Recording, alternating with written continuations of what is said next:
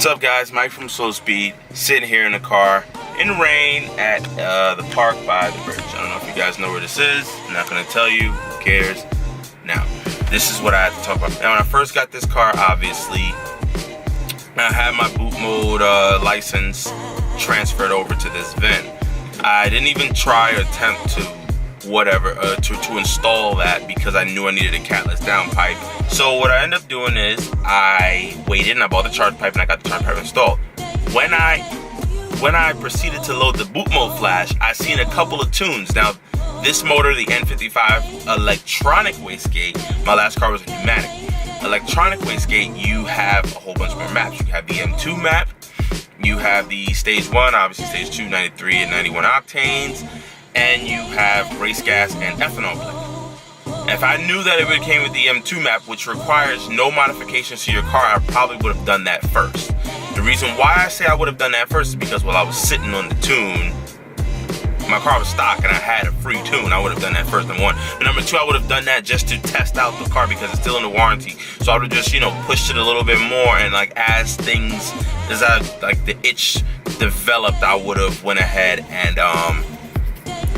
got Kelly's downpipe in stage 2. Now, purpose for this video is because I'm going to talk to you guys about jumping the gun.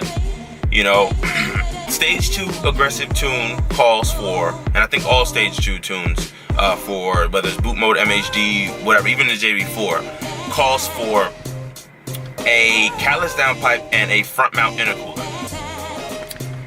Make sure you do not jump the gun with these tunes. Make sure you have those parts, because you won't get the results that you think you're gonna get. But then I have the front mount intercooler, I still don't, and it pulled insane. It was insane how hard it pulled. Don't get me wrong. It was like 80-degree days and it still pulled hard. It's a lot colder here. What we got now, we got 58 degrees, and it pulled hard still. The problem would be heat soak. What is heat soak? Heat soak is when the engine is essentially, the air charge is too hot and it turns down the computer adjusts and it turns down, it retards timing a bit because the air needs to be cooler. Cooler air is more dense air. Car likes cooler air. Simply put. Heat soak, the air is too hot. The intercooler isn't efficient enough to cool the air for the vehicle coming out of the turbo. Turbo makes the air hot because it compresses it. The intercooler is supposed to cool it down a bit, and it's going to the charge. They go to the charge pipe and into the throttle body. Air's too hot, so I would get one or two super strong pulls, and then what do you know? It would heat soak. You could feel it. The car doesn't like it. You can feel it retarding time, and at that point, you're pretty much burning gas for no reason because you're not getting the results that you want. Now, what I say that to say this. That stage 0 plus option that required no modifications should have been done first. If you guys want to tune your vehicles, by all means tune your vehicles, but do it in a progression. Now, that stage 0 plus was free. What I could have done was loaded the stage 0. Now I have loaded that stage 0. I've actually taken the stage 2 aggressive off my car and loaded the stage 0, which is less power. However, I'm more happy with it because at the end of the day, I can run 6, 7, 8 times before the car even decides that it wants to start heat soaking, if that makes any sense. So I'm getting a lot better throttle response. Consistency is key with anything. Whether it's girls, cars, your job, whatever, even your health, your body, consistency is key. And that's easier said than done, I will admit, but consistency is key.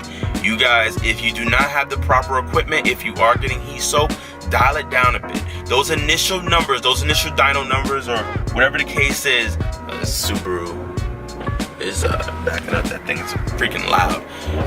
Anyway, take your time. Be easy. Don't just rush like I did, jump to stage 2 and okay, I don't have all the parts, but I have some of them, because at the end of the day, you're going to catch yourself. You're going to kind of fall on your face. The reason I say you're going to fall on your face is because the car will end up being just as slow, or if not a little bit slower, because you're running heat soak than stock. Now, next to come about the tunes. Now, this is kind of like a series attached to, I guess, the boot mode. So we got the boot mode, then we have my thoughts about the tunes, and the next one you're gonna see the purchase installation of a Wi-Fi agent. And what that Wi-Fi agent is it's pretty much a little tiny computer, a Raspberry Pi, and you plug it into the OBD and it acts as a Wi-Fi agent, so you can use your cell phone for the boot mode flashes. That's coming soon. We're going to hard mount that somewhere in the car. I haven't figured it out yet. I haven't ordered the little computer and components yet, so that's coming next. Stay tuned for that. And we're going to do like a little setup, a demonstration, and pretty much the ease of use. It's not exactly Cobb easy, but I think it's more convenient than Cobb, if I'm being honest, because it's on your cell phone, it's one device, it's wireless, but it's not a dedicated device. You have your gauges on there. We're going to go through all of that. Stay tuned for the next video.